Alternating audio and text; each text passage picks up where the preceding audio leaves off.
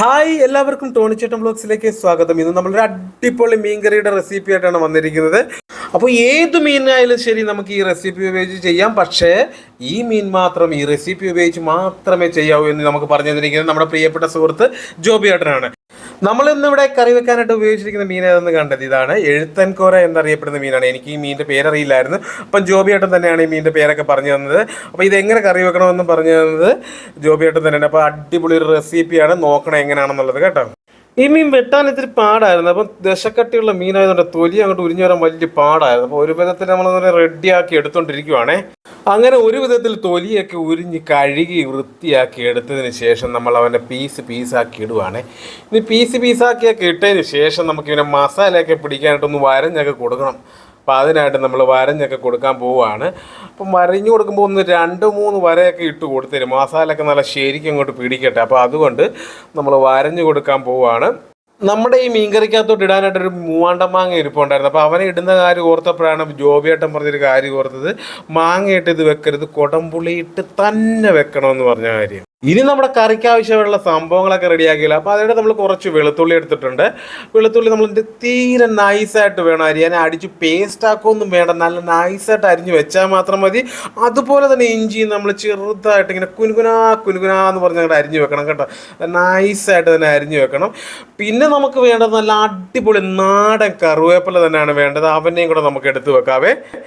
കറിവേപ്പില എന്ന് പറഞ്ഞാൽ നല്ലൊരു 1.5 കറിവേപ്പിലായിരുന്നു. നേരെ പോയി കുറേ കൊപ്പങ്ങ് ഒടിച്ചോണ്ടെങ്കിൽ പോകുമായിരുന്നു.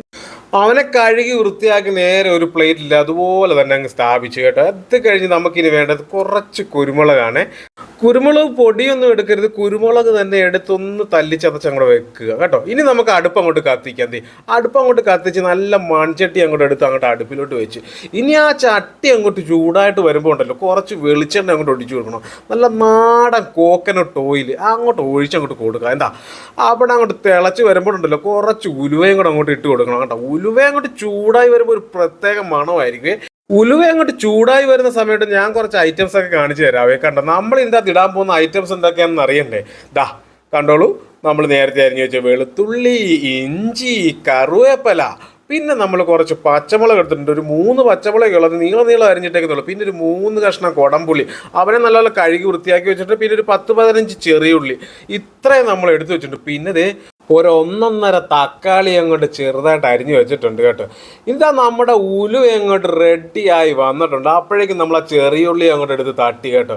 ചെറിയുള്ളി അങ്ങോട്ട് തട്ടി ഒന്ന് മൂപ്പിച്ച് നമ്മൾ അങ്ങോട്ട് എടുക്കണം. അപ്പോൾ അതുവരെ നമുക്കൊന്ന് വെയിറ്റ് ചെയ്യാം കേട്ടോ.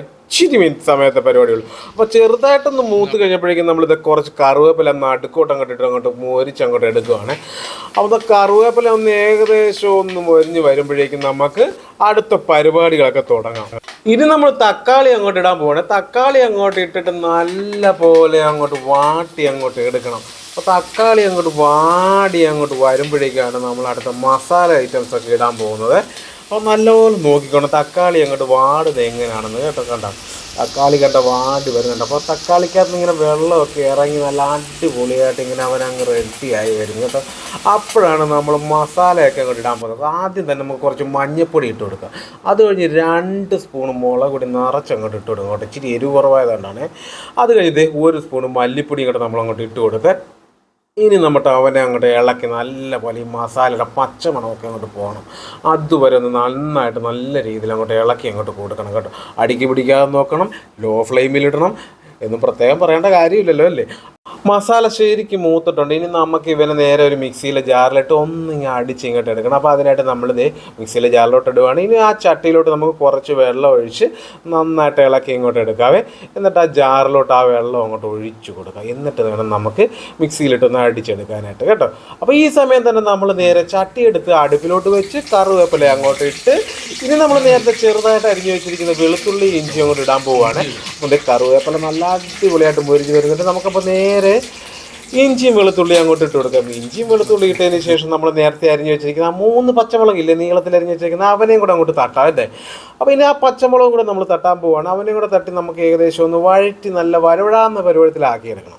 നമ്മുടെ ഇഞ്ചിയും വെളുത്തുള്ളിയൊക്കെ നല്ല രീതിയിൽ വഴണ്ടി വരുന്നുണ്ട്. നമുക്കിനി ഇതിൻ്റെ അകത്തോട്ട് നമ്മൾ നേരത്തെ മിക്സിയിൽ അരച്ച് വെച്ചിരിക്കുന്ന മസാല അങ്ങോട്ട് ഇട്ട് കൊടുക്കാം കേട്ടോ.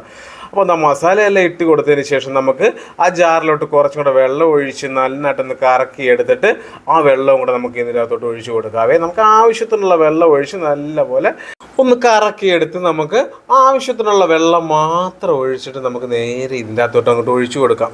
അപ്പോൾ എന്താ നമ്മൾ വെള്ളം ഒഴിക്കാൻ പോവുകയാണ്. നമുക്ക് വെള്ളം കൂടിപ്പോകരുത്. അപ്പോൾ നമുക്ക് ആവശ്യത്തിനുള്ള വെള്ളമേ ഒഴിച്ചു കൊടുക്കാവുള്ളൂ. ഇനി നമുക്ക് ആവശ്യത്തിനുള്ള ഉപ്പിട്ട് കൊടുക്കാം. ഉപ്പിട്ടതിന് ശേഷം ഒന്ന് ഇളക്കുക. ഇളക്കിയതിന് ശേഷം ഒരു തിള വന്ന് കഴിയുമ്പോൾ നമ്മൾ നേരത്തെ ഇടിച്ചു വെച്ചിരിക്കുന്ന ആ കുരുമുളകില്ലേ അവനെ അങ്ങോട്ട് തട്ടാം. അപ്പം കുരുമുളക് നേരത്തെ നമ്മൾ മസാല വഴറ്റുമ്പോഴൊന്നും ഇട്ട് കൊടുക്കരുത് കേട്ടോ. ഇപ്പം തന്നെ ഇടണം. ഈ തിളച്ച് നിൽക്കുന്ന സമയത്താണ് കുരുമുളക് ഇട്ട് കൊടുക്കേണ്ടത്. അപ്പോൾ ഇനി നന്നായിട്ട് തിളച്ച് കഴിയുമ്പോൾ നമുക്ക് കുടംപുളി ഇട്ട് കൊടുക്കാം. നന്നായിട്ട് നേരത്തെ കഴുകി വെച്ചിരുന്ന കുടംപുളിയാണ് നമ്മൾ ഇട്ട് കൊടുക്കുന്നത്. അതിനുശേഷം നമുക്ക് നമ്മുടെ മീനൊക്കെ പിറക്കിയിടാം. അപ്പം നന്നായിട്ട് തിള വന്നിട്ടുണ്ട്. നമുക്കിനി മീനെ എല്ലാം പിറക്കിയിടാം. നമുക്ക് മീനൊക്കെ നല്ല രീതിയിൽ മുങ്ങിക്കിടക്കാനുള്ള ചാറ് നമുക്കുണ്ട്. അപ്പം നമുക്ക് മീനെല്ലാം പിറക്കിയിടാവേ. മീനെ ഇട്ടതിന് ശേഷം നമുക്ക് ചെറുതായിട്ടൊന്ന് ഇളക്കിയൊക്കെ കൊടുക്കാവേ. ഇളക്കിയെല്ലാം കൊടുത്ത് മീനെയൊക്കെ ഒന്ന് മുക്കി അങ്ങ് ഇടാവേ.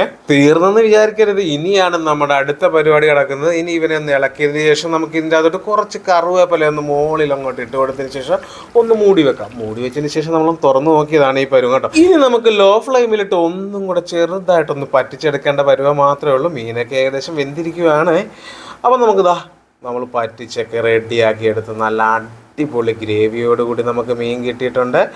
കണ്ടോ, നല്ല അടിപൊളിയാണ്. കാണാൻ തന്നെ നല്ല സ്റ്റൈലല്ലേ. കണ്ടോ, മീനൊക്കെ നല്ല രീതിയിൽ വെന്തിട്ടുണ്ട്. അപ്പം നമുക്കൊരു മീനെടുത്തൊന്ന് ടേസ്റ്റ് ചെയ്ത് നോക്കിയാലോ. അപ്പം എന്താ ഒരു മീൻ അങ്ങോട്ട് എടുത്ത് നമ്മളങ്ങോട്ട് ടേസ്റ്റ് ചെയ്യാൻ പോകണേ. കണ്ടോ, അതാ ആ ഗ്രേവി കണ്ട മോനെ, നല്ല കിടുക്കൻ ഗ്രേവിയാണ്. അപ്പം മറക്കാതെ എല്ലാവരും ഒന്ന് ട്രൈ ചെയ്ത് നോക്കണം. പിന്നെ ഒരു കാര്യം, എല്ലാവർക്കും ഷെയർ ചെയ്ത് കൊടുക്കണം. പിന്നെ നമ്മുടെ ഈ ചാനൽ സബ്സ്ക്രൈബ് ചെയ്യാത്തവരുണ്ടെങ്കിൽ സബ്സ്ക്രൈബ് ചെയ്യണം. പിന്നെ ഇതുപോലെ ഒന്ന് ട്രൈ ചെയ്ത് നോക്കിയിട്ട് എല്ലാവരും ഒന്ന് കമൻറ്റ് ചെയ്യണേ. അപ്പോൾ അടുത്തൊരു അടിപൊളി വീഡിയോയുമായി ടോണിച്ചേട്ടൻ വ്ളോഗ്സ് വീണ്ടും വരുന്നതായിരിക്കും. നന്ദി.